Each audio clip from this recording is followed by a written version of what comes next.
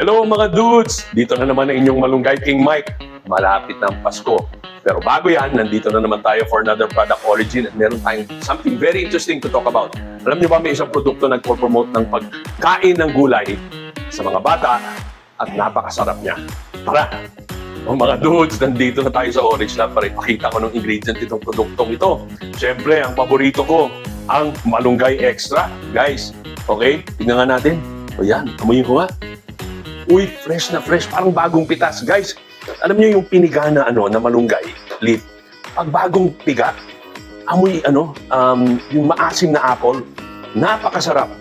Guys, of course, ito ginawang pulbos para magawa yung produkto. And of course, guys, tuloy-tuloy lang natin ang suporta sa ating calamansi. This is endemic to the Philippines and it's a unique calamansi. Okay? Wow! Fresh na fresh at ito ginawang powder. So guys, malapit ko na i-reveal ha. Tara! O mga dudes, ito na. Ito na, hindi na sikreto. Ang produktong pinag-uusapan natin ay malunggay iced tea. Litro pack. Sa dami ng litro pack brands dyan sa market. Siyempre, ito ay maliit lang.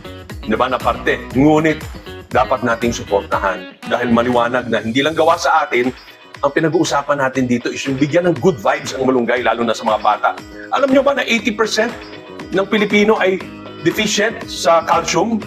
Malunggay is rich in green calcium. So it's very, very important to start the kids early in eating and consuming malunggay-rich products. So ngayon, syempre, ang importante sa lahat is masarap. Paano ba natin sila maaakit? So let's make this 1 litro malunggay iced tea. Very simple. Meron akong 1 liter dito. Diba? O yan, buksan mo lang. Or, mix. Diba? Guys, yan, napaka-healthy. Diba?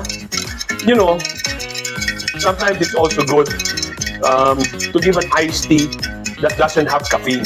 Because oftentimes, you know, the kids at a young age are already taking caffeine. We should try to avoid that. So this is part of the whole exercise. And of course, ang importante gawa dito sa atin sa Pilipinas. So we support our local farmers. We support our local manufacturers. Diba? That's what's important. So guys, the proof is in the tasting. So tikman na natin. Hefty ha? Ito ang aking morning calcium shot.